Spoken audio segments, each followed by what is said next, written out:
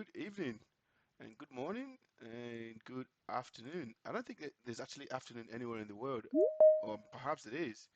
Welcome to Nerd Night. I cannot believe how fast this following week that we just went past went.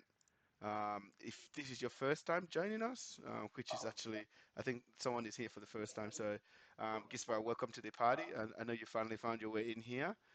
If you have been coming for a while, thank you so much for still being here with us. Obviously, I am Sammy, and my team and I, we are on a mission to train 10 million people by the year 2050. And when I mean train, I mean develop them into highly skilled professionals globally. So this is just the beginning, and what we're trying to do is to help take people from their point A to their point B, and really help open doors and give them an edge in the tech sector, and especially cybersecurity.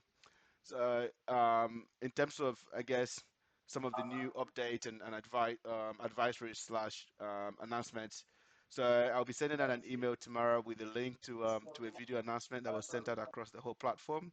So if you're not aware of that, and if this is your first time you actually coming to this session in a while, so if you missed the Thursday session that just went past, there would be an announcement that you need to go watch. It's already been uploaded to YouTube. For the sake of everyone here, I can probably chuck it in the chat, but I will also be sending an email as well regarding that particular situation as well. The key gist is that we are making some changes to the way some of the sessions, live sessions that we do, is structured, mostly just to allow people to really focus on growing their career and learning without being hindered or I guess derailed by having to wait for these live sessions to happen. So it'll be more structured and more towards helping people achieve their goals and achieve their dreams in cybersecurity. So great to have you here, everyone. And yeah, we'll just jump right in, and then I'll go ahead and introduce our mentors who are already on, who are also representing us here today. As you can see, I am wearing the CyberLynk shirt, so if you need that, that merch is available as well. So I guess I'll introduce yourself, Nathan, first. Nathan is one of our esteemed content creators, mentors, coach, and should I say dad joke, dad joke machine. Sorry, Nathan, you want a quick, Specialist, yeah. yeah, dad joke specialist. That's it. You want to give us a quick introduction, mate? G'day. I am a SOC analyst in the day, ethical threat actor at the night. I am the dad joke extraordinaire, as Sammy says, and that's all I have to say. I'm also still working out my microphone. It's working in Windows, but it's not working in Teams for some reason. Well, we would allow you to figure that out whilst we move on. So we also have another esteemed, and I think she's probably the favorite mentor of all, Sarah. Do you want to quickly That's give us an true. introduction? Yes. I think everyone Oh, favorites you, Sarah. That's the problem. I think I need to that's shave my true. face as well. Maybe if Am I I the maybe favorite mentor? yeah. That's it. Yes. Maybe if I shave my face, maybe I might win that title. I don't know. You want to give us a quick introduction and then we jump right in. Yeah, no worries. Yeah, I'm Sarah. Currently work as a solutions security engineer, and I like to do some CTFs. I like to do some red teaming and blue teaming hacking in my free time. And yeah, that's it. Cool. No, it's good to Okay. have you on board. We do have someone new in our midst today. And Gispa, it's your first time being in a Nerd Night session. So I guess to help introduce you so you don't feel weirded out, Nerd Night is pretty casual. We like to have a lot of fun, but also we like to learn something new. So today we'll be doing a lab and learning something on the Blue Team's online platform. But Gispa, if you feel comfortable, I guess if you're not too shy, and also the key rule is turn your phone off, put it in silent, and turn your camera on because this is not uni, so we want to see faces and we want to see people's interaction and be part of it. And especially because it's 9:30 p.m. at night, people fall asleep pretty easily. So we want to see you when you snooze, so we can go wake up. So if you feel comfortable, feel free to give us a quick introduction and maybe tell us a little bit about yourself, and then give us a fun fact. Hello everyone. Yeah, I'm Gisper. I'm doing my Cert 4 in cybersecurity at the moment. Uh, going for a sort of SOC analyst role and hoping to move towards red teaming down the line. Fun fact, I was halfway through eating my dinner when I got the start time for this meeting. I didn't realize it was going to be at this time, hence why my camera was off. And I used to be, or still am, but was an actor and I'm transitioning across to cybersecurity now. Yeah, I think we're going to actually create Hmm. a mini movie of CyberLynk NerdKnight. Never heard of that. An actor going into cybersecurity. That's interesting. I know it's such a unique one. I was saying to Gispa that he brings that Gispa was saying that you bring something unique to the to the cyber ecosystem as well, and not just your technical abilities, but also the personality and who you are in general. And I think that's something amazing that the world is yet to see explode. So yeah, welcome to the Gain and Edge group of people. We absolutely are glad to have you here. Alrighty. Okay. Let's Thank you. no, it's good. All right. If you need to continue eating, feel free to do so. We would not judge you, mate. But obviously, everyone knows what time of the night it is. It is threat landscape time. So for threat landscape segment for tonight, there's a few things. Obviously, I'm saying a lot of tonight. If you're in a different part of the world, that's all right. That's because it's here, 9:30 p.m. in Australia, Eastern Daylight Savings Time. If you're in a different part of the world, you're probably in your early morning hours of the day, or you're probably going into the afternoon. So it's totally fine. It's just another great session that we've actually brought to you. So for today, there's a few really good articles that I was actually wanting us to read. The Apache Tomcat vulnerability actively exploited just 30 hours after public disclosure is actually a really interesting one because majority of all web servers or servers at all in general or critical servers that is being used globally at the moment or are running Linux, and majority of them probably have Apache or Tomcat server. So the chances of someone having a Tomcat server in their environment or currently running is 50%. So the 50-50 is that you might have Tomcat already running on your own server as well. So have a look at that and double check and make sure that you're all safe. But this is certainly a vulnerability that I think is worth exploring and having a look at. The next thing we've got here is UAT 5918 targets Taiwan's critical infrastructure using web shell and open source tools. This one is another interesting one. It's a really technical deep dive. I actually think people should go and read this because it actually begins to expose you to what a web shell looks like and how to detect one. So as a SOC analyst or as a threat detection engineer or a threat intelligence analyst or security analyst in general, you want to be able to look at an event log and be able to see whether something is trying to exploit command execution or trying to deploy a web shell into your environment. So that's one that's also there as well. There is also the Medusa ransomware uses malicious driver to disable anti-malware with stolen certificates. So malicious drivers is one of those things that most organizations do not actually realize. So what often happens is the Windows driver or the Linux driver, drivers in general, operating system drivers have very often have direct communication with the kernel.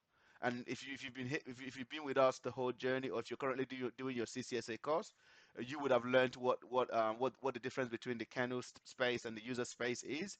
And for those who are obviously just starting out, that's totally fine as well.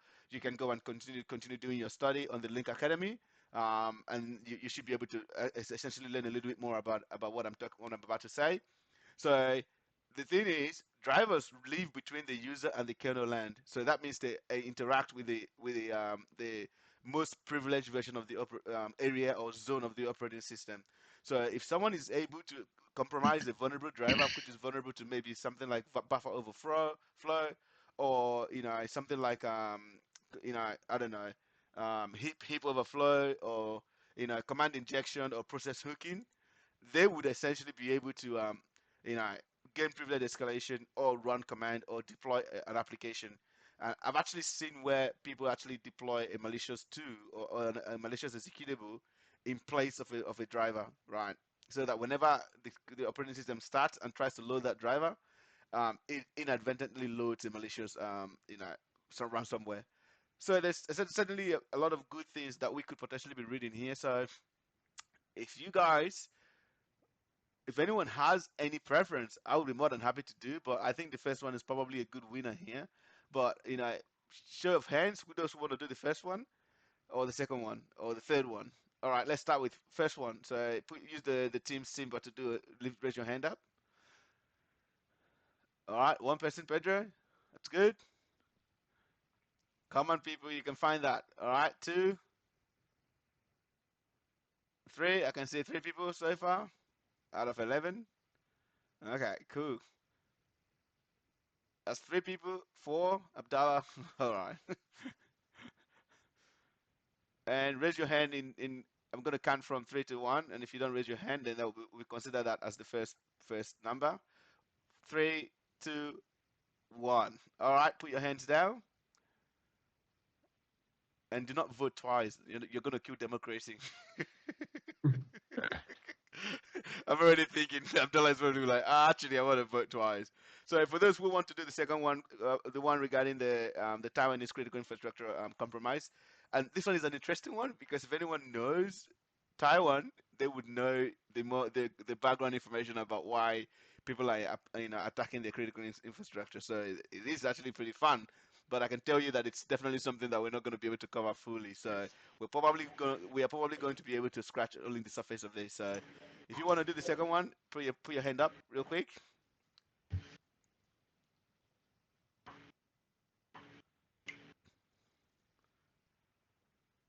All right, I'm gonna count from 5 to 1, and then we move to the third one.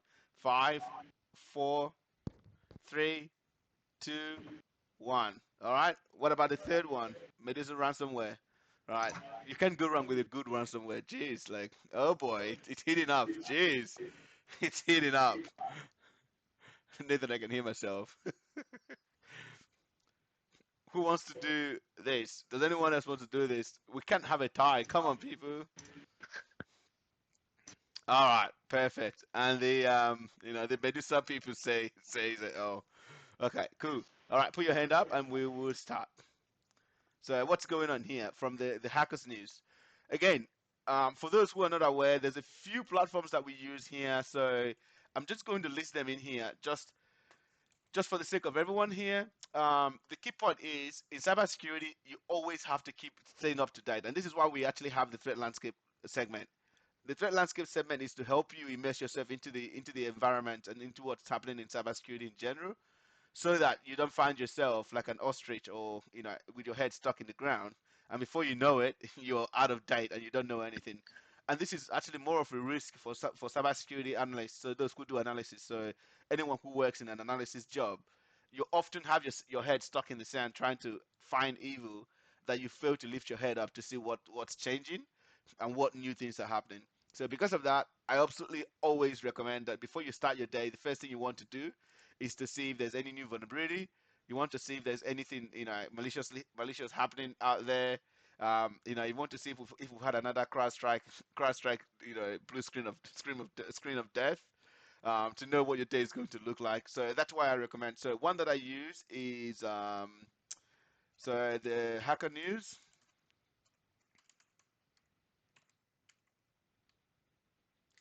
The Cyber Scoop. I also use Dark Reading, and most importantly, Nathan, if you remind me, what was the other one? Talkback.sh. Has anyone heard of Talkback.sh? Unless from what I've said it. Nope. All right, Talkback is really good because Talkback actually presents vulnerability. The only thing with Talkback is that it might not have up to, like, if there's something that's just happening right now, you might not see it on Talkback immediately. It takes about 24 to 48 hours before anything comes on there. So if you're looking for things that are more happening immediately, you probably want to look at a lot of the other news organizations that I've put in the chat. So Bleeding Computer. Talkback is a little bit different to the other news sites because it uses AI to scrape the web to take all of the news sites and put them in one central location. So it's not really like a news site itself. It just grabs everything you want. Okay. Intelligence gathering tools. So I've just chucked that in the chat for those who want to obviously have a look at that. They can. Nathan, you can put your hand down so it doesn't actually hurt. And then It if you doesn't actually hurt. So but before you started talking, you said put your hand up and then we can start talking. So I thought, if I put my hand down, you're going to stop the threat landscape. oh my goodness, the dad jokes. Put it down, please, and remember that your mute and up and down button doesn't work. Just FYI. All right, let's jump right into it. The threat actors behind the Medusa ransomware as a service operation have been observed using a malicious driver dubbed Abyss Worker as part of a bring your own vulnerable driver. Well, this is exactly what I'm saying. BYOVD. That's a new acronym for you guys to remember now. Another one. Attack designed to disable anti malware tools. So, Elastic Security Labs. So, by the way, have you guys actually seen some of the new research that's been coming out of Elastic recently? I'm going to send you guys a lot of them. They're really good. They've gotten better over time. So I think they're building an EDR at the moment. Nathan's mate, whom I also know, is currently working there and he's working on their EDR. So they've been releasing some really good research and some offensive operations type research. Anyways, we move on pretty quickly. Said it observed a Medusa ransomware attack that delivered thank you so much. That delivered the encryptor by means of a loader package using a packet packet as a service called HardCrypt. I've never heard that before. That's a platform. That's a platform as a service. Jeez, someone needs to find a better name for that. Like, no joke. Pedro, if you saw PAAS, what would you think that is? You're mute. Sorry. PaaS would be platform as a service, to be fair. I know. Why? What is Packer as a service? This is the first time I'm hearing it. Someone needs Yeah, to find a well, new. Sorry, you go on, Nathan. Acronym Well, usage. if I didn't know about cyber, I'd say it's short for pastor. fair. Oh, Good guess. If anyone hasn't but why two realized, A's, Nathan? Why two What's A's that? then? Nathan, you're on Why two fire, A's man. then if it's pasta? It's not pasta, it's pasta. sounds like a sheep. Bast. All right. Okay, so the loader was deployed alongside a revoked certificate signed driver from a Chinese vendor we named Abyss Worker, which it installs on the victim machine, then uses to target and silence different EDR vendors. The company said in a report, right? So I'm guessing everyone knows what an EDR is. So that's endpoint detection and response. So most modern organizations actually use EDRs to protect against attacks from the organization. So well-known EDRs obviously include Sentinel-1, CrowdStrike, Microsoft Defender for Endpoint, Carbon Black, and BlackBerry Silence. So there's a few of them there that's in the market. And so basically, what threat actors have been trying to do recently is to actually kill the EDR or disable it or actually bypass the EDR altogether. And my team at work actually wrote a really good piece on this. So, and I don't think that's public. So we'll probably publish that one day to the public. The driver in question, which is smo.sys, mimics a legitimate CrowdStrike Falcon driver. Oh my goodness, this is scary. Dozens of Abyss Worker artifacts have been detected on the Virus Toto platform dating from August 28, 2024 to February 25, 2025. All the identified samples are signed using likely stolen revoked certificate from Chinese companies. The fact that the malware is also signed gives it a veneer of trust and allows it to bypass security systems without attracting any attention. It's worth noting that the endpoint detection and response EDR killer driver was previously documented by ConnectWise in January 2025 under the name blah blah blah.sys. Once initialized and launched, Abyss Worker is designed to add the process ID to a list of globally protected processes and listen for incoming device IO connect control requests. So that's essentially a C2 communication, which are then dispatched to appropriate handlers based on the input-output control code. These handlers cover a wide range of operations from file manipulation to process and driver termination, providing a comprehensive toolset that can be used to terminate or permanently disable EDR systems. Wow, this is cool. As well, cool because I think it's cool, and bad for organizations because oh boy. The list of some of the input output control codes is below. So Geez, so basically, what this driver basically does is it waits for some of these input control codes, and then based on that, it will then take an action. So a threat actor would basically, once they install this, and then this is locked itself with the kernel. So again, like I said before, so if you know, I guess just in case, just for you guys to see my face. So I assume an operating system is like my hand. So the lower hand is the kernel. Well, assume there's an invisible other hand below this hand. So that invisible other hand here is the hardware, and then in the middle is the kernel, and then from the kernel you have the actual operating system, GUI and the whatnot. So often what happens is drivers sit between the operating system, kernel, and the user land. So if someone is able to download and install a vulnerable driver that has access to the kernel, that actually means that they can control a lot of the operations that are happening within the operating system, which is why these sort of applications or vulnerable drivers are then able to exploit and disable EDRs. So this is a big deal. Sammy, Yeah. quick question. So in that structure you showed us, where does middleware and firmware fit in? Sorry, I'm a little bit Right. derailing it, but yeah. Yeah, no, that's a really good question. I was going to add it in there. So basically that's the firmware, which could easily be called a BIOS, right? So the BIOS sit just before the operating system. So the job of the BIOS is to essentially prepare the hardware and all the other tools for an operation to then load, operating system to then be able to load. So it turns out that trying to build an automated operating system that connects directly to the hardware is a really bad idea, because it means that that operating system can never be changed, or if you want to change it, let's say someone hacks into your computer, it's a lot easier for them to get access to your hardware and then install a rootware or something, that never goes away. So the BIOS provides that another additional layer of, I guess, operability that the hardware can then use to integrate or initialize for the operating system to then be able to communicate with the hardware. Nathan, is there anything you can add to that? That's probably how I understand it, but I could be wrong. Sorry, mate. As you were talking, I went up to go to the toilet and came back just now. Keep it to yourself. All right, now we're going to have to edit this video to remove that part. Everyone, just clean your ears. You did not hear that. Try not to imagine Nathan going. Oh, sorry. Move on. Oh, Samuel, let's not.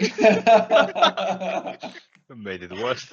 I What know. was more dangerous, me making the statement or you elaborating? I can help it. I have visual memory. That's the problem. That's why you don't tell me things like that. Okay, let's move on. Let's move on. That is true. So basically, this is essentially how this is happening. And the interesting thing here is this, and this is why we actually built a really, really good phishing training for anyone who's wanting to do that. So we can see here, a malicious email is received, and then there's a script in there. That script registers as a service. I'm receiving feedback from someone. Is anyone mute? Unmute?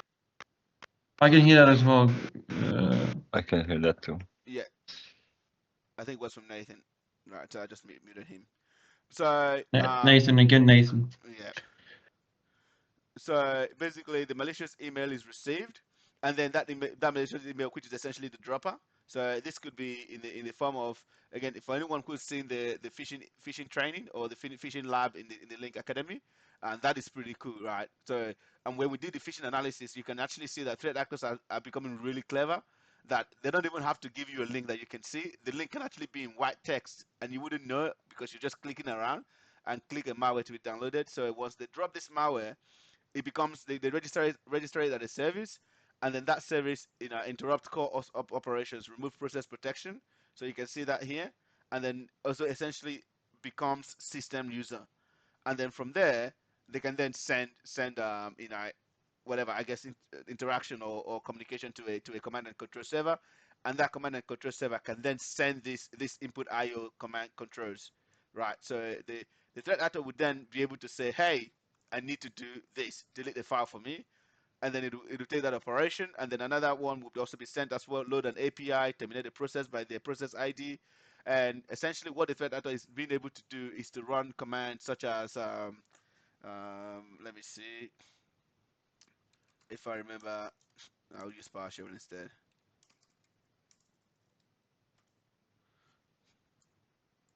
So what threat actor is technically doing, or essentially doing, is running commands such as, let me put my notes out. This is why I always tell you guys to take notes and have it where you can find it. um,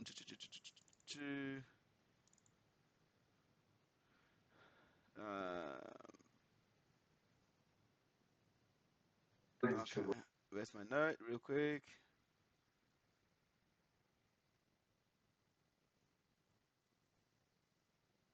Yep, so I think the command, can you guys see my screen? Yep.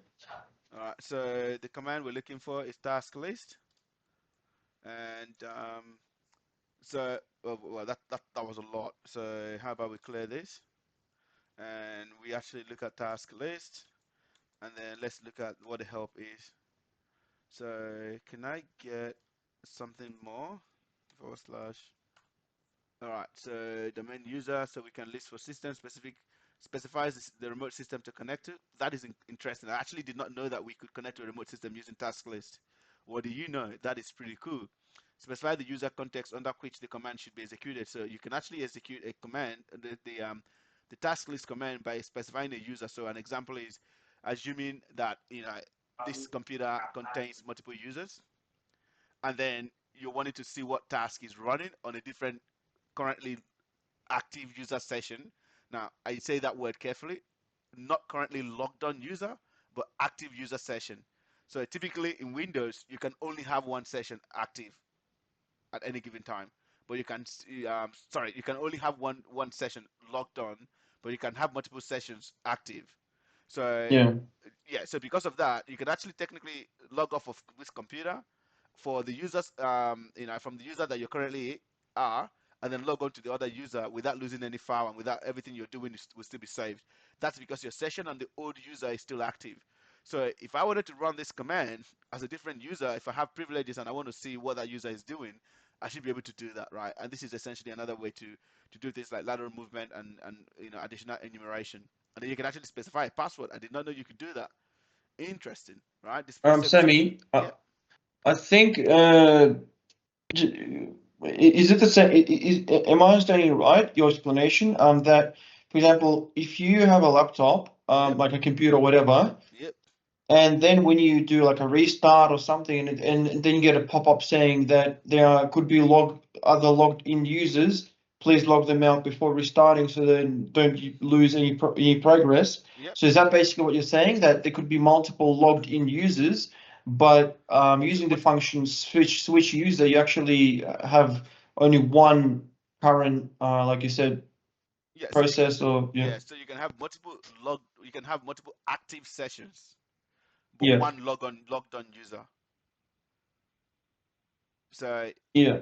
you can have multiple people using this computer, and their sessions are active. So if I go to if I go to users, yeah, again, I'm using multiple screens, so it's hard for me to demonstrate this. So if I go to where if you click on the Windows button, and you can see all the people that are currently currently logged on at that correct time who have active session. Now, Yeah. there can only be one logged on active session, but there can be multiple active sessions in general within Windows. So because of that, whilst that session is active, you can technically get that session to do a whole bunch of things.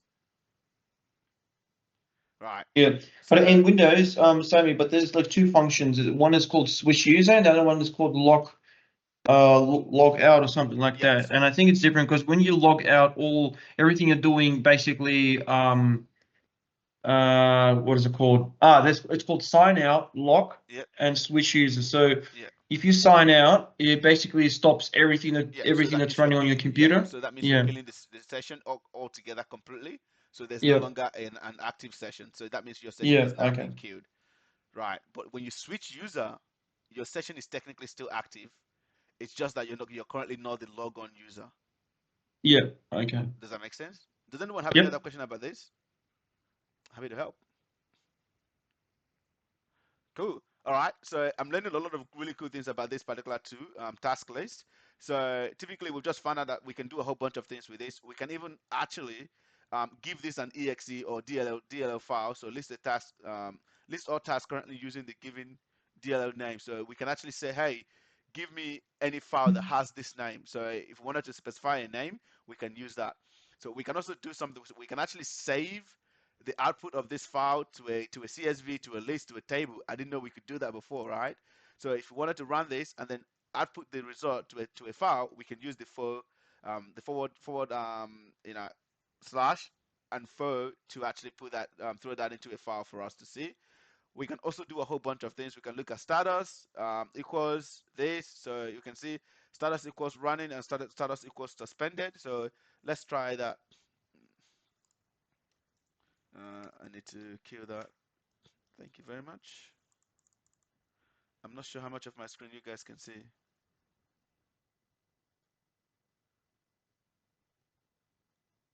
Can everyone see this? Wow. Yeah. So Good Yeah, enough. should be right. Yeah. Yeah. for some reason, it's not doing what I wanted to do. No, it's way small. Too small. Stop moving. For some reason, whenever I try to do it, it just goes, wait, let me do Oh, something. this is okay. Yeah, and then do this. How about that? Can you guys see that? Yeah. I was sitting here wondering why I couldn't see your screen, and I realized I was looking at your face instead. Don't you like my face, mate? I do. To the best. And then let's say we want to, I guess see current processes that are still running. So we do status, and then we put equals running. So we can see that here. Well, hang on. How do you use that? I think we need to specify FI first. Filters. Yeah, we need to specify FI for filter. Yep. All right. So we're learning this right on the spot, and this is what I love about just having a go right all together and just having fun. So we need to specify that, and we want to say that we want to see all running processes. I think this is case sensitive, so let's make sure we do that. So that's running, and we want to save that to a file called test. Well, I should probably throw that into desktop. So C. Well, I forgot I'm in Windows. C program file. Well, users PC desktop. All right, and we call it task list.csv. User task list usage. So what did we miss? EQ doesn't like the EQ part. Yeah. No, Don't no, have. no. It has to be in quote. Mm-hmm.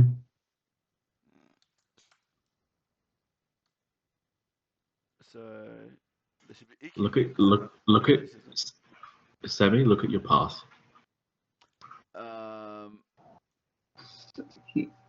Columns should The be up beginning of the beginning, path. yeah. Oh, right. Yeah, they're here.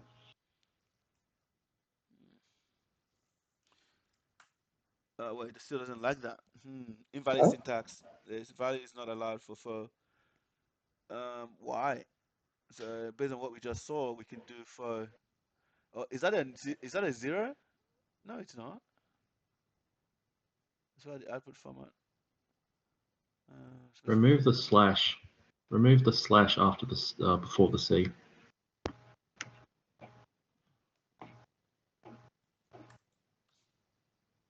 No. Oh, all right. So let's just put in CSV. Well, that worked. So let's read what ForDuel does again. So specify the output format, valid values table. So it doesn't necessarily actually save it to a file. It just gives us that. So if we actually wanted to specify the column header should not be displayed in the output, valid only for table and CSV format, display this help. So how do we actually save it to a file? Because what I just noticed is that that would give us the output as that, not necessarily save it to a file. So I don't think we know how to save this to a file yet, other than copying and pasting it, which sucks. What do you You can't just pipe it to a file? Well, you can do that. That's one way to do it. You can do that in PowerShell. So why not? So pipe that to. No, I didn't mean like that. So use the greater than sign. Oh, greater than, yep. Is that called piping? So you can also use that. Yeah. So this is greater than sign, which is essentially your what you're doing here is your what's the word? I've forgotten what it's called.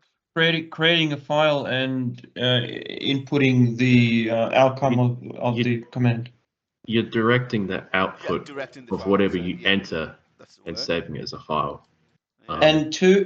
And what about the two greater than? That means like overriding what's in the file already. No, Is that correct? you're just adding to it. If you So put two of greater them. than is you're adding to it. You are appending to it with two. So. Yeah. Yep. So two means you're adding to what's in the file already. You're adding the output, and one means you're sending it over to the file. But if there's something in the file, override it. Okay. Yep, that's it.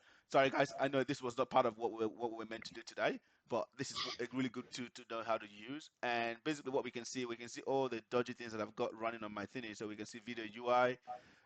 We can see that I've got Discord going. The most dodgy thing ever. Go CyberLynk. Woohoo! And then we can see I've got a whole bunch of other things. Bloatware. Well, I shouldn't have McAfee security.exe because I never installed McAfee. Now I'm worried. There you All right, go. I'll have to check that later. So this is essentially what the job of an analyst is and the job of a cybersecurity professional. You're looking through what is actually running, and then you're going, well, okay, I know this is running currently, and it's got a process ID. So you can see here the PID is process ID. You can take this process ID to then go back and do some additional querying with task. So again, if we look at what you can do with task list,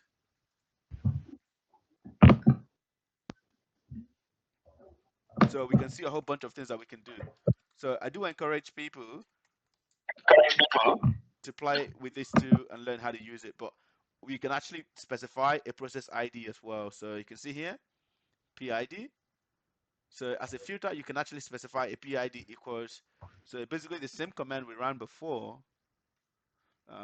We can basically put in PID equals, did I copy the number properly? No.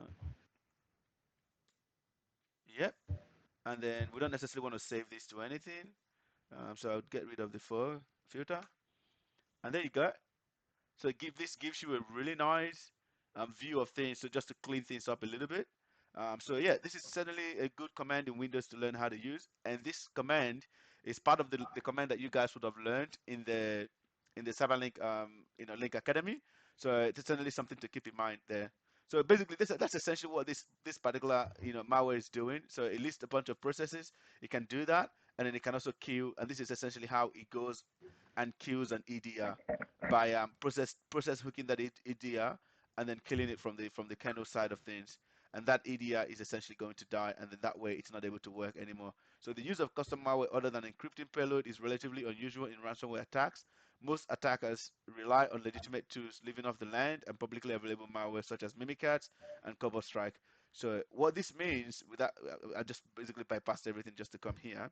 What this means is that as a cybersecurity professional, if most malware vendors or malware as a service tools like Medusa use run off the shelf type malware and they don't bother to go create their own, then that means knowing how to detect things like CoverStrike and Mimikatz is really key, right? Knowing how to see it and notice it in an environment is absolutely essential, right? And this is the sort of thing that you can talk about when you're in an interview, right? If someone is telling you, hey, how do you detect a malware, a ransomware, you talk about the fact that typically most ransomware operators like to use well-known tools. They don't like to create their own custom tools because of the cost. So we can look for well-known penetration testing or offensive security tools like Mimikatz, Impacket, um, Bloodhound, and these are the kind of tools that you can look to detect to see that activity. All right, now I'm going to throw it out there. Sammy, I think Andrew has a Yeah, I got a question. So Yeah. when the kernel, when the malware kills the EDR from the kernel, don't you get an alert? depends. No. Okay, your EDR has stopped, or you're not. Yeah, Yeah. that's it. So you do get a notification on the actual EDR platform. So so Ah, most EDR platforms have like a mothership. They have like a what's the word I'm looking for? So they have a portal, right? A portal is the word I'm looking for. So because they have a portal, often you would get a notification on the portal saying that this particular agent has gone offline. So the thing though is that most people do not have time to go look at like a typical Nathan, can you please mute yourself? A typical organization would have thousands of assets in their environment. So, and by the nature of that, especially since working from home started, again, this actually happens at work. Most majority of the time, people's devices are actually offline from an EDR point of view. So there's already false positive that is making it hard to actually detect when something is genuinely going wrong. So what we've kind of been providing as a recommendation to clients at the moment from the SOC point of view is we're telling them to install a secondary point of detection. So only for servers, not endpoints. Because again, like I said, you can have thousands of endpoints, and then whenever you have more endpoints, it means more logs. And then with more logs, it means more storage. And with more storage, it means you have to pay more money. Again, we're coming back to the business side of things. So, but you can ignore all the endpoints because endpoints are often, least privileged, right? Endpoints are often, things that most most business users use that don't have, admin privileges on their computer, unless someone is, is not doing their job. So because of that, you can focus on servers. And this is essentially the concept of crown jewels. So you're basically saying, hey, I know I have 10,000 workstation people or people working in our organization, but there are only about 200 servers. So on those 200 servers, you install something called Sysmon or Audit D. I'm going to put those things in the chat and for you guys to go and research later.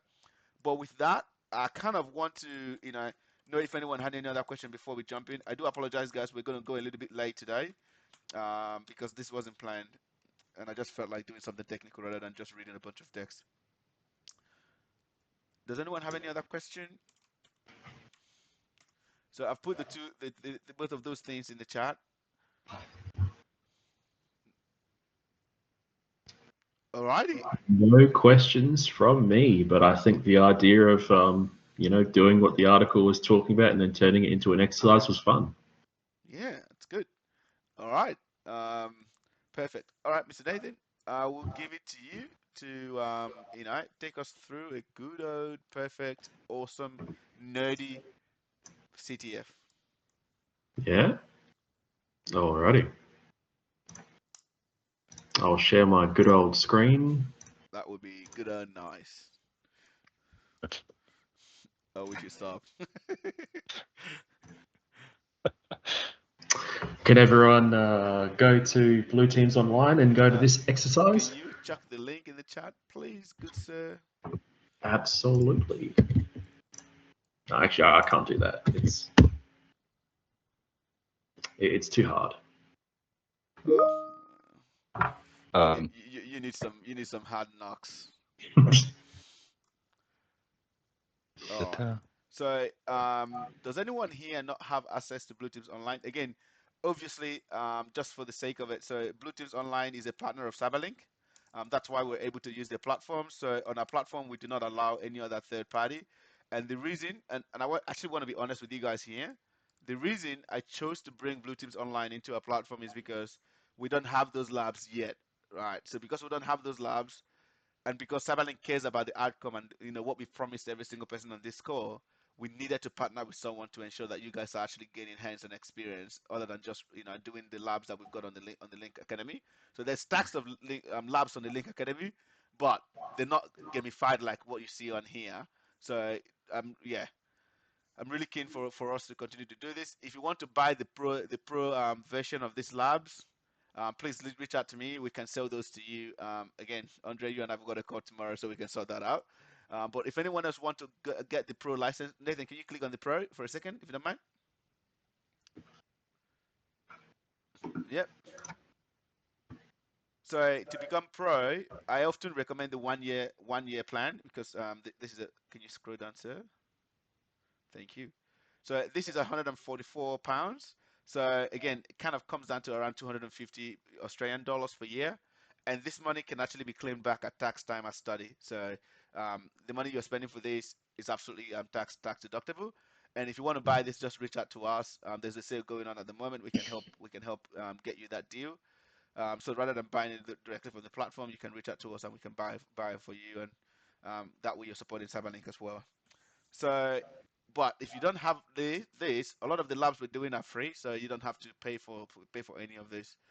Anyways, Gispa, you've got a question. Oh, Sorry, you're mute. you're Okay. muted. Try again. I was just raising my hand because I don't have access to Blue Team Labs just yet. Oh, right. Just go and register, so it's free. Oh, okay, great. Yeah, that's exactly what I'm saying. So the labs we're doing today is free. It's a free version. Thank you. Of course. I got two questions. I mean, Yes. Go for it. one, is there a list of the labs we're gonna do here so we avoid doing them in our own time? No, No, I not would say really. no. Do I'm not. just, Go ahead. I just chose a random lab to do tonight. There was no like plan of attack or anything like that. Okay. And my second question, what would be like, other than the ones that we're gonna do in this session, can you suggest like 5 or 10 maybe investigation and challenges that we should do in our own time? Yeah, absolutely. We can get you a list of those. Sure. There's a few things we're also working on exercises for everyone, for the Hmm. Python course as well. So additional exercises. So those will be up by tomorrow.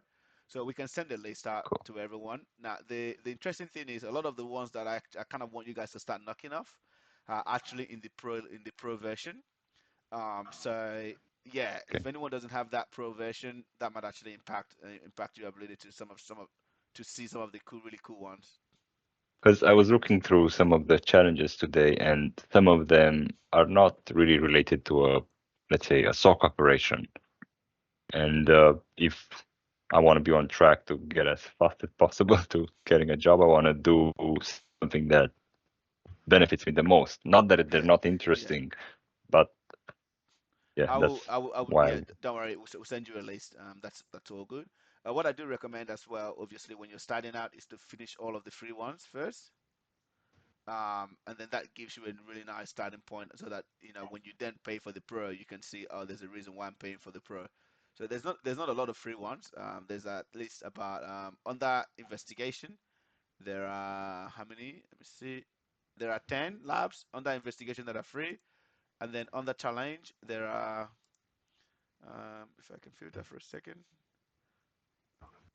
So there are way more labs on the challenge than there are on the other one. So how many do we have here?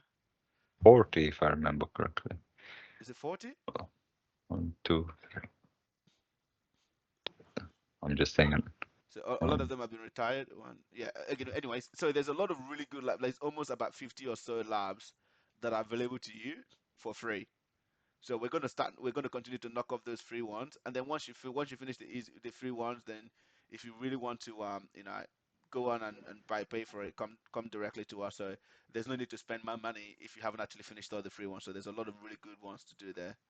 But you are absolutely correct, Andre. We don't want to waste time doing things that is not relevant, but majority of the things you would find there are probably going to be relevant. So things like incident response, digital forensics, threat intelligence, all of those are relevant to security operations. All right. But I'll send out the list. For this particular lab, do we need to open the file in a VM? Yes, Right, Nathan, did you find us a malware? I did. Oh boy. It's so if anyone doesn't have a VM, you What type of won't. VM? Windows or? Oh, it could be okay. A Windows VM or a Linux VM, anything really works. If you don't have a VM, you don't you won't have to use a VM for most of the exercise. It's just like the initial part when you download the file. If you don't have a VM like me, I could walk you through how you would do this safely, but you still have to be careful. Does anyone here not have a VM? I guess that's the question.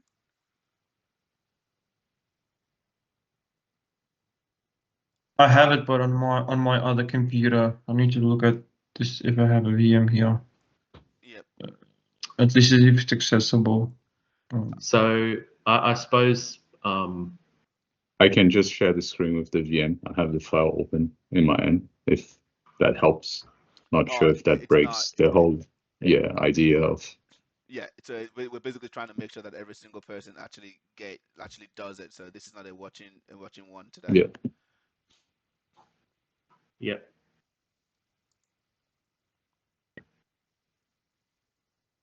So if anyone's tried downloading the file already, you'll probably notice that Chrome will block you, or any other browser will block you as soon as you try to download it, because you can't download it through the browser. Unless you have Edge, in which case. Well, you could use a command line tool. That always works. Well, if you're doing this in like a Linux VM, you won't have to worry about anything.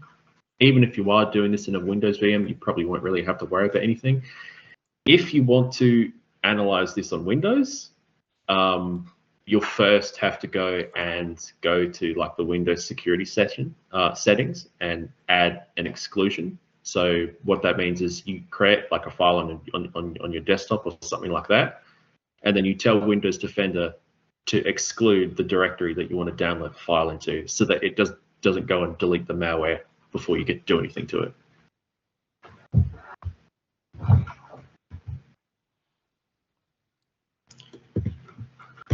So if I go to Windows Security and go Virus and Threat Protection, Manage Settings, and then I come down to Exclusions, you see that I've already got an exclusion here in this directory called Samples on my desktop.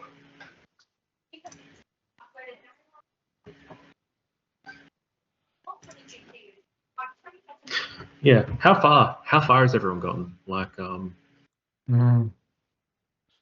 I'm in the third question. I just went through the virus stuff.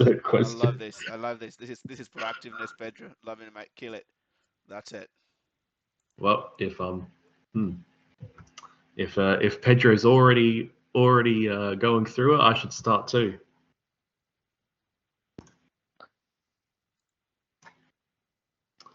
So if you're on your Windows VM,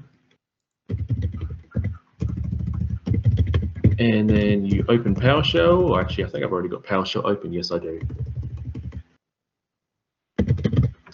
You can download the file with the command wget,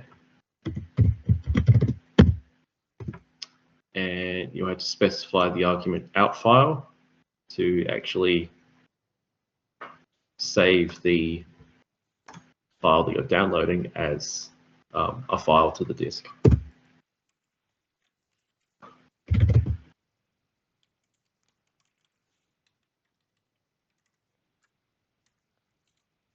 Apart from Pedro, has anyone actually gotten to like the exercise page? Yeah, I just downloaded the file in a Kali. Yeah, I don't have a VM at least accessible now, because I need my other computer, so I'll need to work on two computers.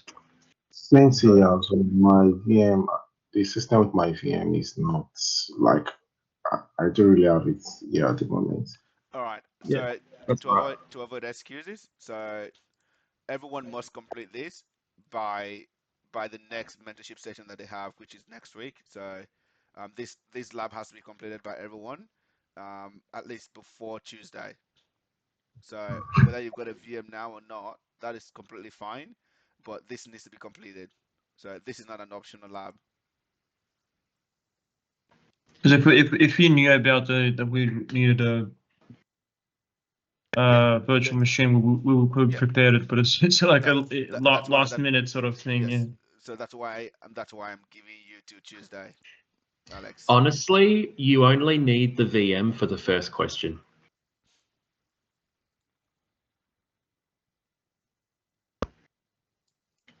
The rest of it can be done with just a bit of OSINT. But if you want to do it with a VM, for the sake of learning, because there are a lot of things you can learn about doing this stuff manually and not relying on tools like VirusTotal, I would recommend doing it with a VM.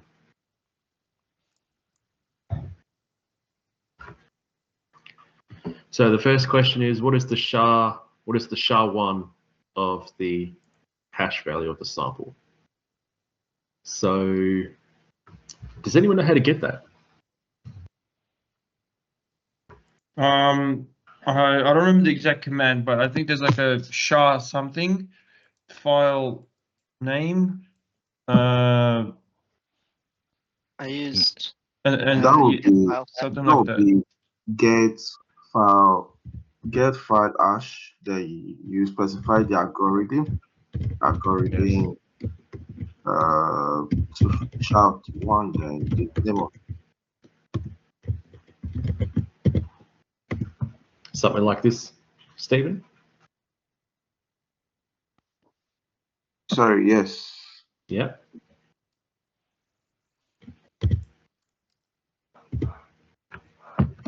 Now there you go.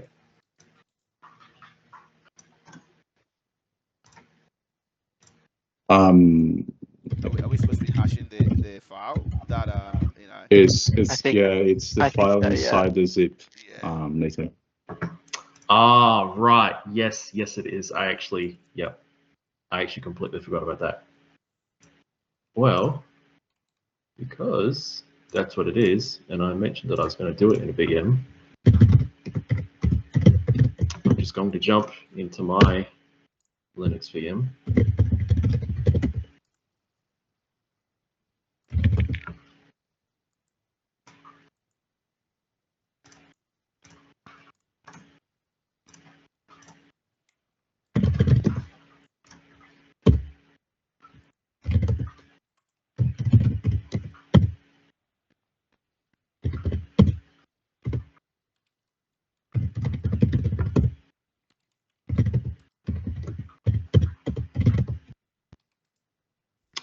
And it is a Word document.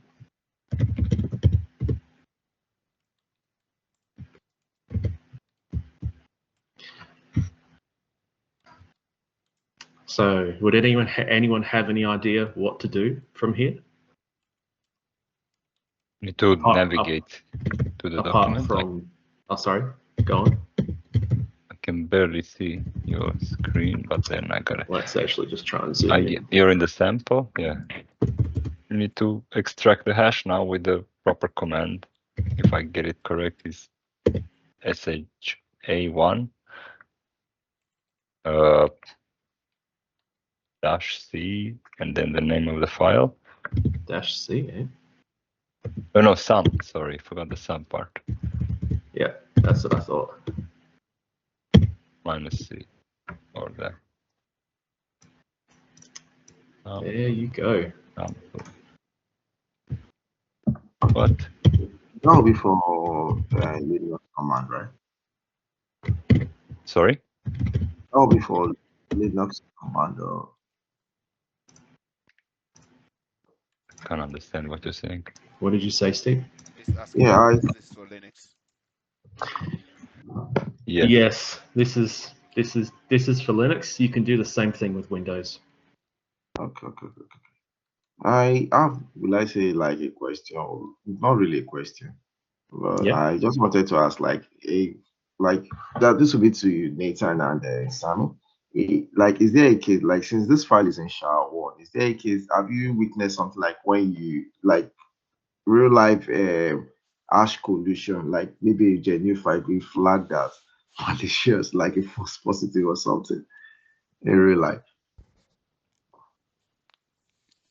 I have seen that once, only once, and that was with MD5. not SHA-1. So hash collision is very rare for SHA-1 and SHA-256 and all of the more modern or more advanced hashing algorithms out there at the moment. So yes, it is possible for hashes to sort of have a collision. Although I do remember going I think this was at SANS where I did this. So I saw how someone was able to make two files have the same hash value. I need to find that, and if I find it, I'll let you know, Steven. But that is something that you can potentially do. Okay.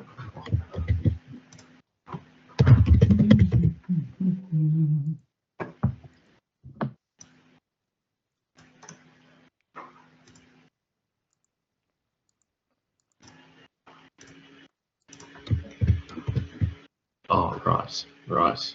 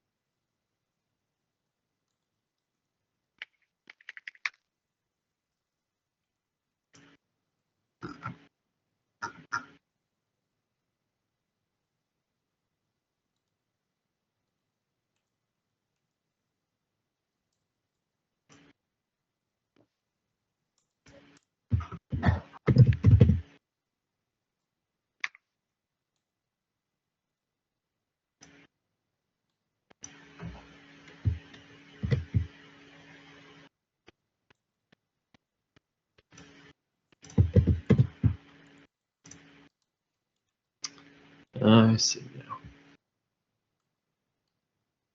I thought it's only 4 letters.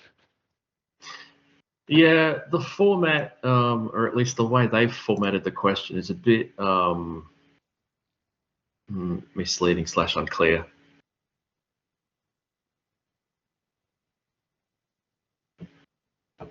So basically, it shouldn't be what you written down, but it should be OOXD or something like that, right? Like the shortened version, huh?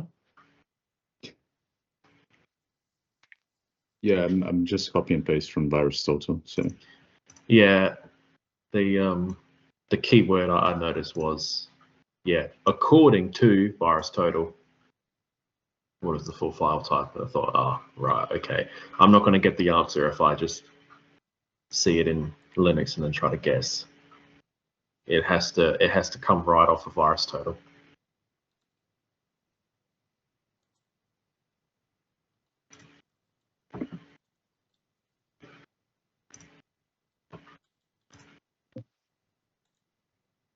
So does anyone actually know what a Word document is, like in terms of like the file type? I always thought it's Word. I know that sounds like a really strange question, but I'll just show you something. DocX, no? Because we call it Word, but it's not a word. It's actually a DocX. Well, the extension, at least the extension. Sorry. Yeah, so I'm just realizing that my question doesn't make sense. So I'm going to see if I can get to that when I show you this tool. So there's a tool that we use in reverse engineering and malware analysis, or just like any sort of incident response sort of stuff all the time, called strings. And what it does is it pulls out any string within a program or a file that has binary in it.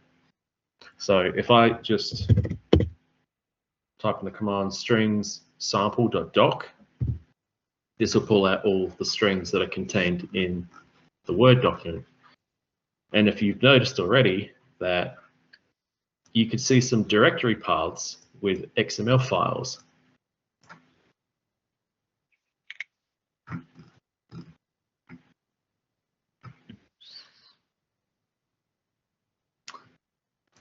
So, sort of begs the question: if you have this this extension .doc, and you can see directories and files within the actual file that we're looking at here, is it really just a doc? Is it really just a doc, or is it more so something else? Could be something else, I presume. It looks like something else now.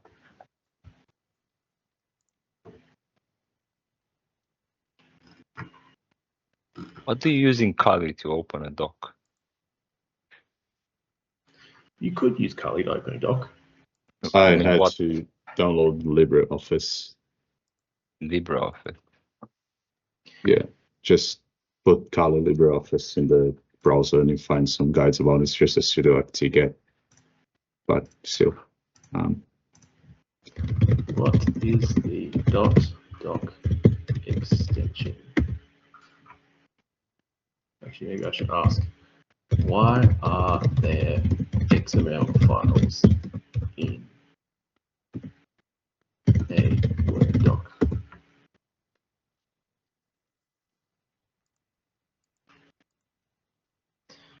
That's not what I was.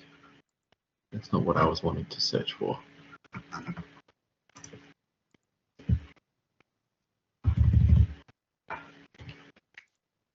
What is the real file type of .doc?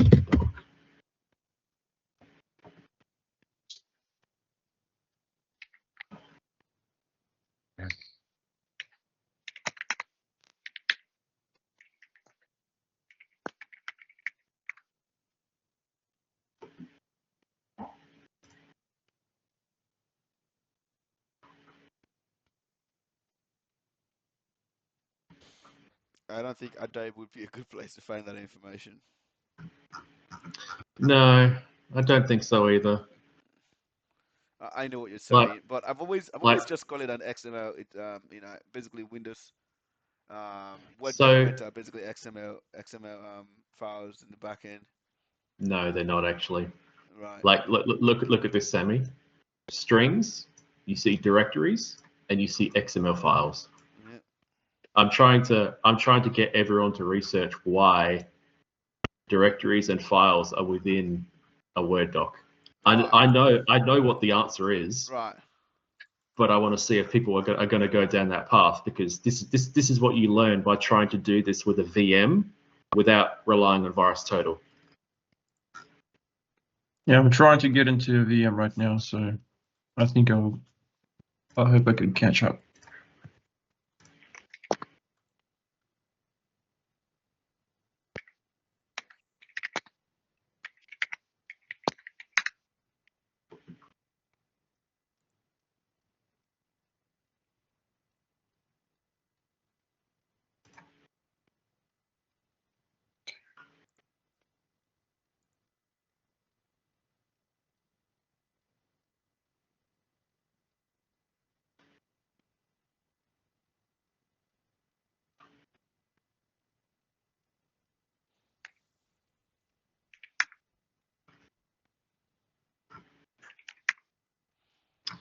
Why is this so hard to find? Well, that's why you're a mentor, right? Information that is hard to find. Experience. I'm literally right there.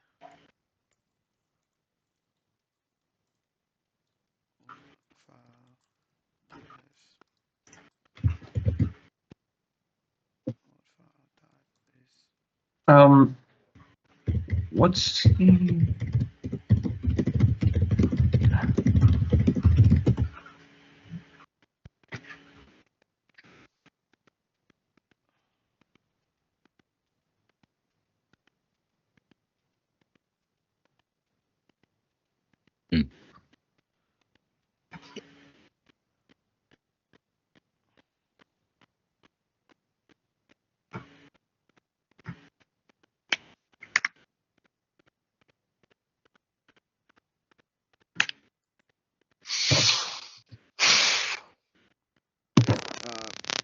Nathan, your sound is bad. Can you mute on mute?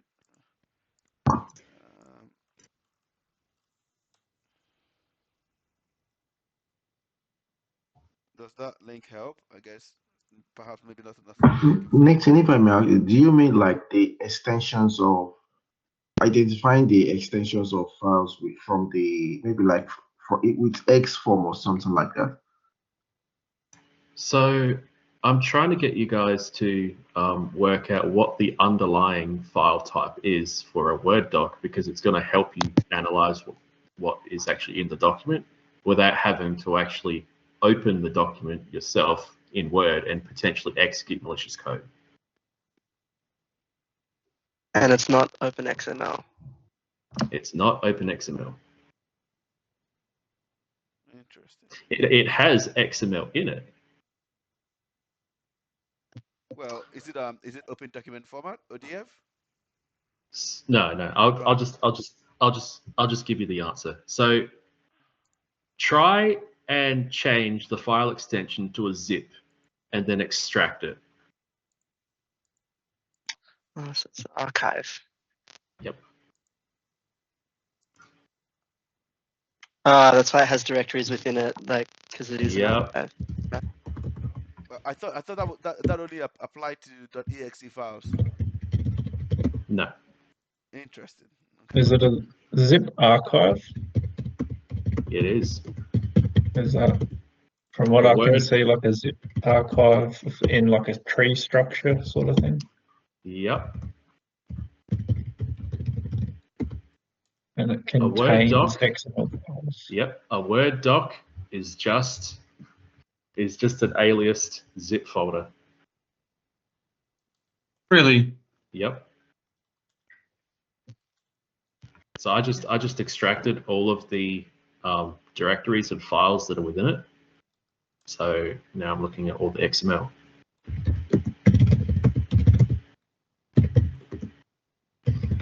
Well, thank you so much, Nathan.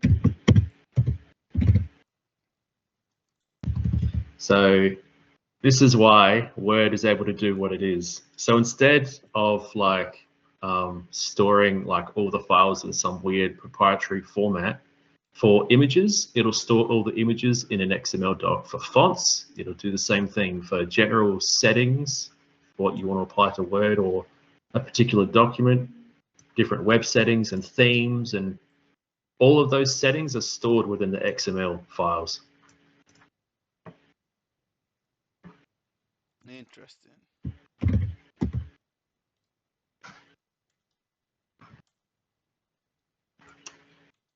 And if you look through the contents of some of these zip archives, it'll give you the answer you're looking for question 3. Did I say zip archives? I meant XML files.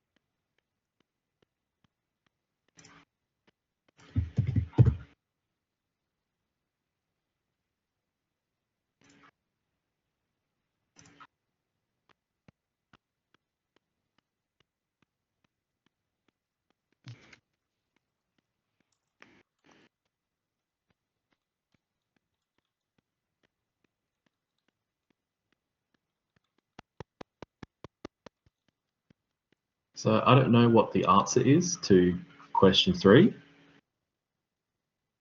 but if you look at the XML file under the path word_rels,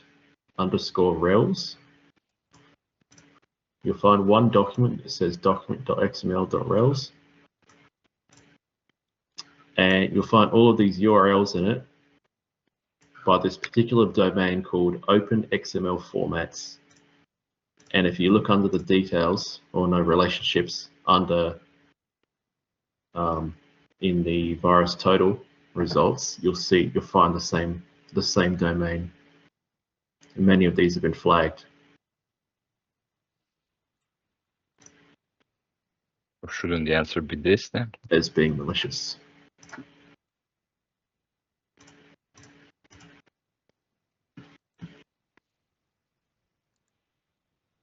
Potentially. So Nathan, how do you get the URL again? Because I'm catching up, but yeah. So I'll just go back. So if you're in your VM, yeah,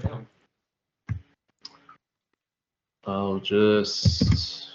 I'm on a Linux one, by the way. So yep, I'm just removing these directories and the stuff that I extracted.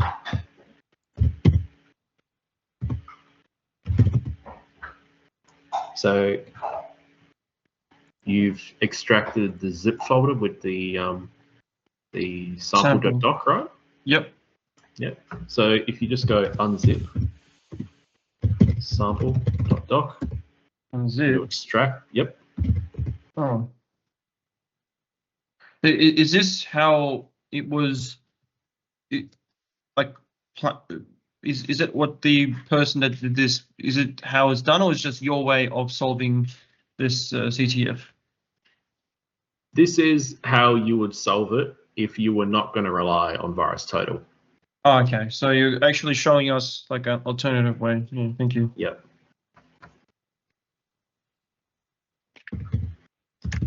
And the file that I was referring to is found in the path word_rels, and it's just called document.xml.rels.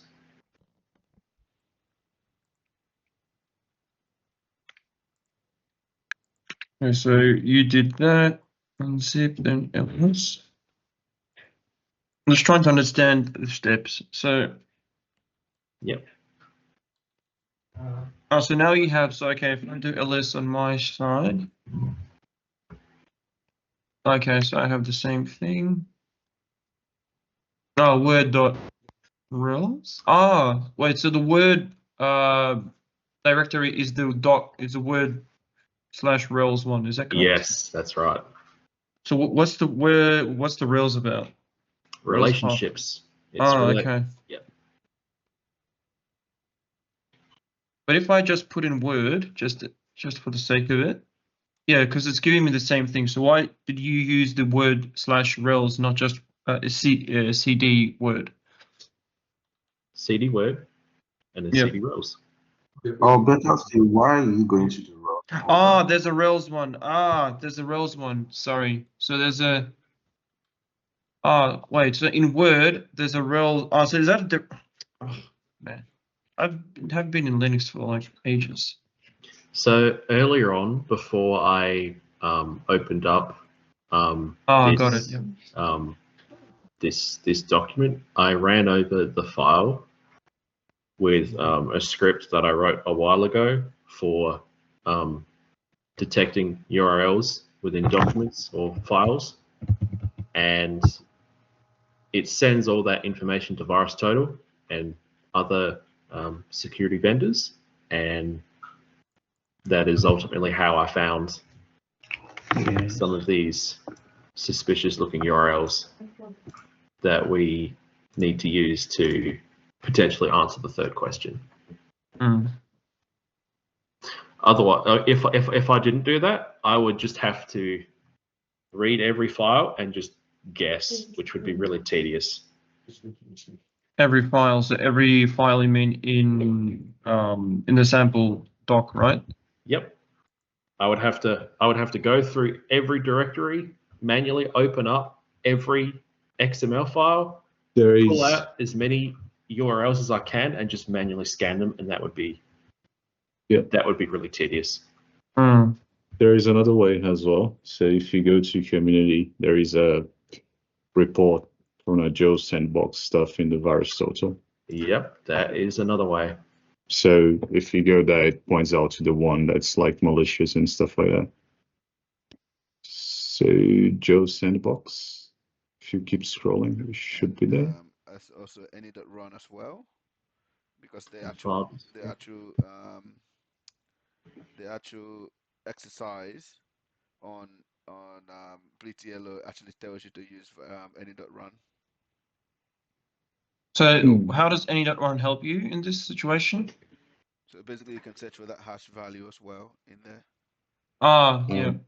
Nathan, you already went through it. It's like yeah, I know. First thing. Yeah, just, I saw it. Yeah. People really love filescan.io. I haven't used this one in a long time. Let's see what it's all about.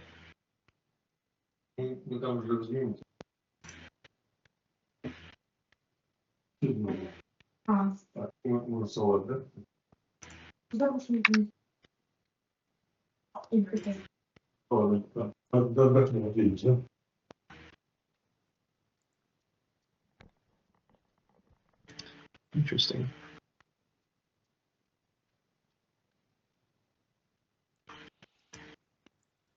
I think that's an interesting question because there's certainly a lot of files that are going to that domain. So it certainly did not ask you what is the domain it was going to, saying what file is it.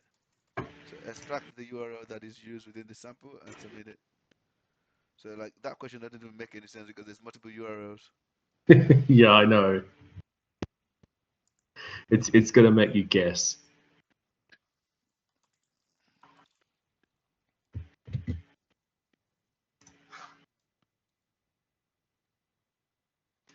Well, turns out you don't need to use any.run to answer that question.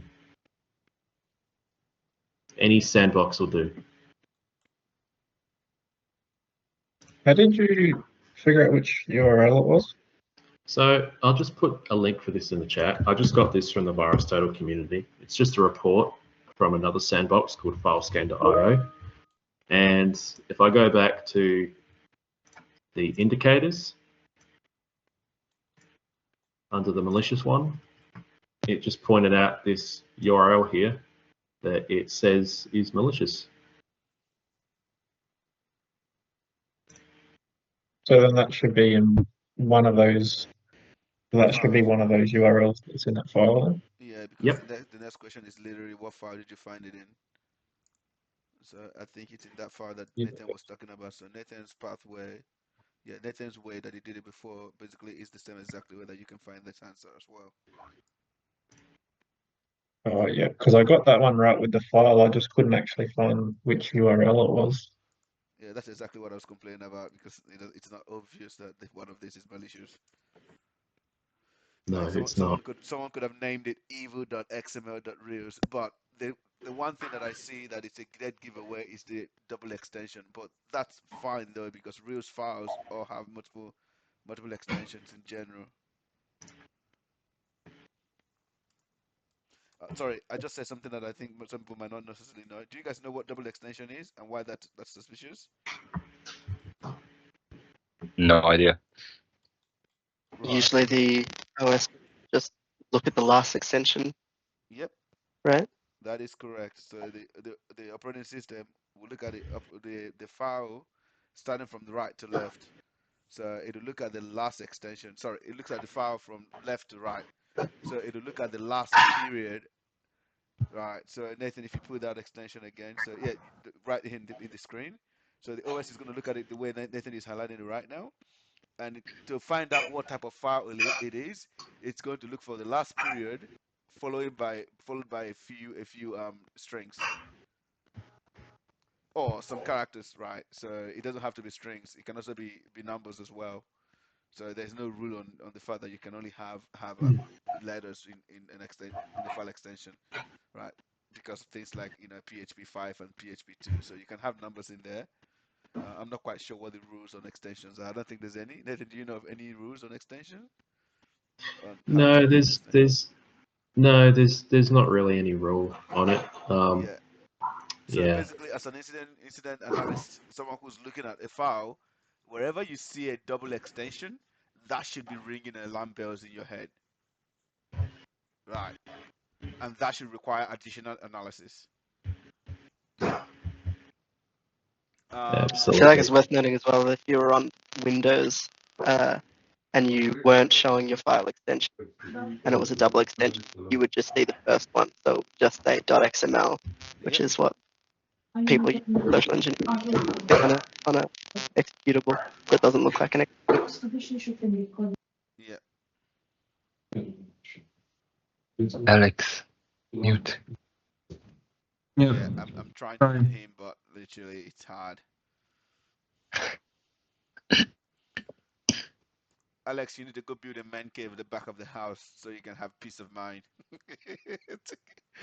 Sorry, mate. I didn't realize you muted me, and Yep. I didn't know my camera was turned off either. Yep. Did you turn my camera off? No, I didn't know. If I tell you, I have to kill you. Gispa, are you having fun, by the way, so far? You learning something? Yeah, I'm having a great time. Yeah. All right. Okay. Cool. That's nice. I didn't know Word docs were an archive. That was that was exciting for Well, me. I learned something new myself. I know that .exes are technically zip files as well. So if in case anyone doesn't know, so if you want to actually extract an exe file, you can actually change the file that .exe to zip as well, or you can use 7-zip to extract it straight away.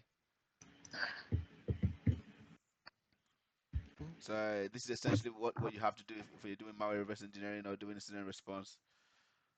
Well, Nathan, it's asking for the file whether a URL was found. If you go to the CMD, they have.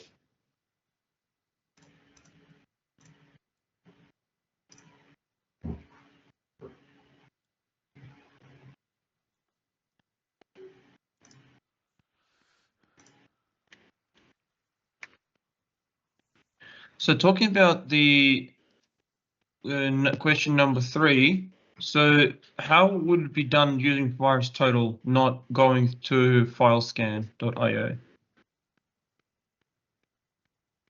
So that's a really good question. But if you remember one of the exercises that you did, Alex, on the Link Academy, one of the things that I was showing you guys is that often when you're doing incident analysis or looking for information, you don't rely on one source, right? So you don't rely on one platform to find all the answers. So in this case, I don't necessarily think it's wise to expect that every single information that relates to this malicious file would be found on VirusTotal. So it's only common in real life that you would not find, all the information that you need about a particular malicious file or malicious activity, all in one platform. So learning how to look around and find it on Malware Bazaar or Joe Sandbox, like you said, or hybrid analysis, are all part of the process of actually doing investigation and learning something new. Hopefully that helps, I guess.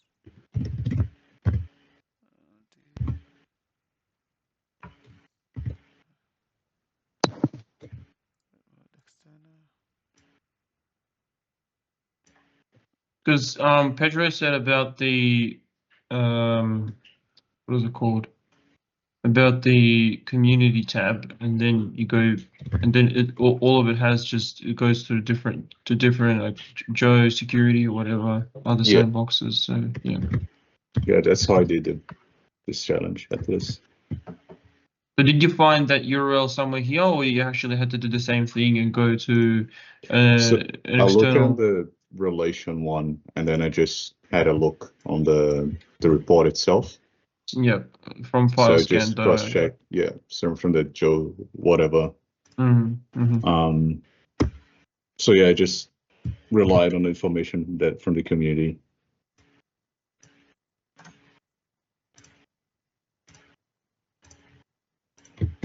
I think the question 4 and 7 are the ones that gave me more trouble. So how did we get to the document.xml.rels document? Because you remember how I pointed out this file having a lot of URLs that VirusTotal was flagging? Yep.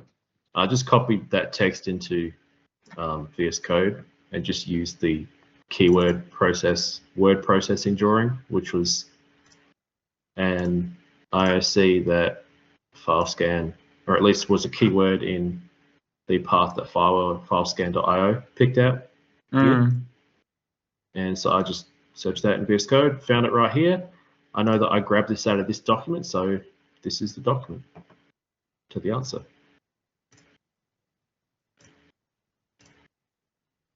Okay. It's a little bit confusing, but all right. Very confusing. How so? So it's a little bit confusing because it's hard to follow because I'm trying to do the same thing on my side and then looking at the screen. It's that's why I'm a little bit falling out from discussion and everything. I see.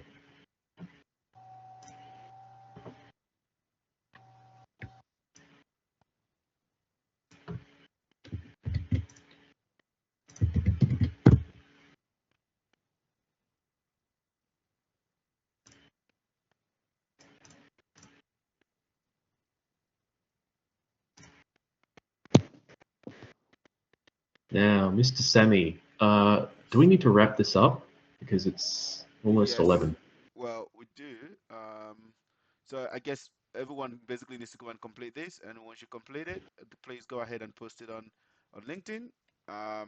Please, if you can, complete it tonight so you don't leave it behind. I always find when you procrastinate or tell yourself that you're going to do something later, you often not actually get to it.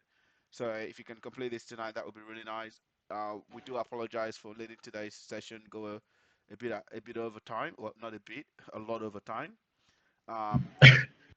There perhaps maybe sometime there's something we need to work on. Nathan, you and I need to have a chat after this.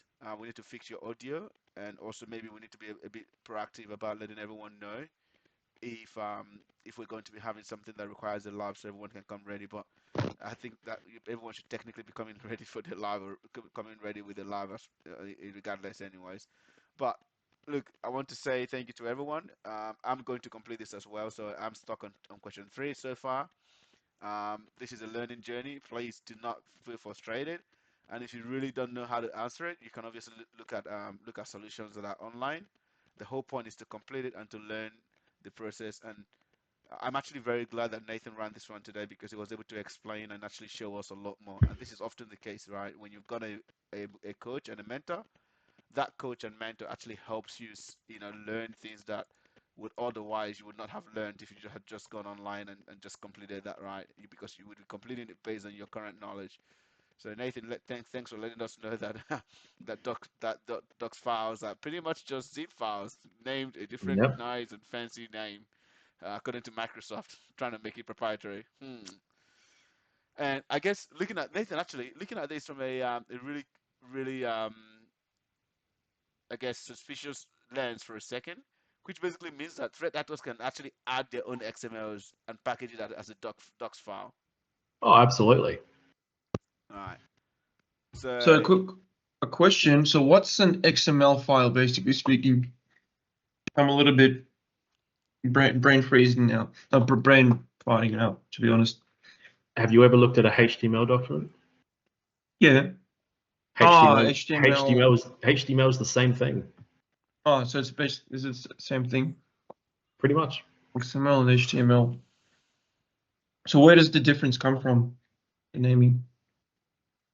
HTML is for HTTPS, not HTTPS. It's for HT like web documents, I suppose. That is going to be viewed in the browser. and XML is just the base language that it's from.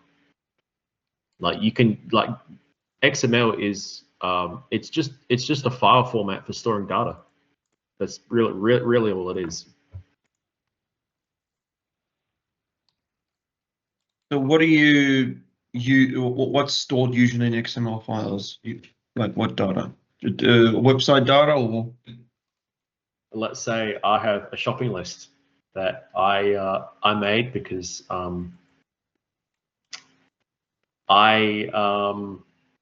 like to store my shopping lists somewhere for who knows what reason.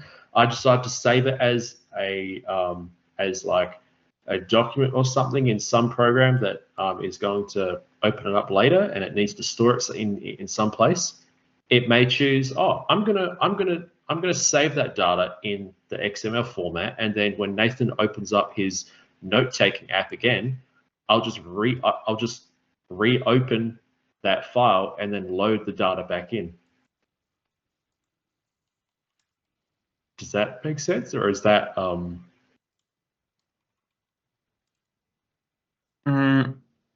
what if you use maybe just another example, or just to sort of basically just to get another viewpoint on that? Yeah, you could store any piece of information that you want to store in XML. Okay. It's just like a text file. Okay. So is it, and it's XML is used by HTML basically, so by website to store any data for like websites and everything, right? HTML is just a web specific format for viewing stuff in the browser. That's it. It's all XML. It's all juicy XML. Sammy loves XML.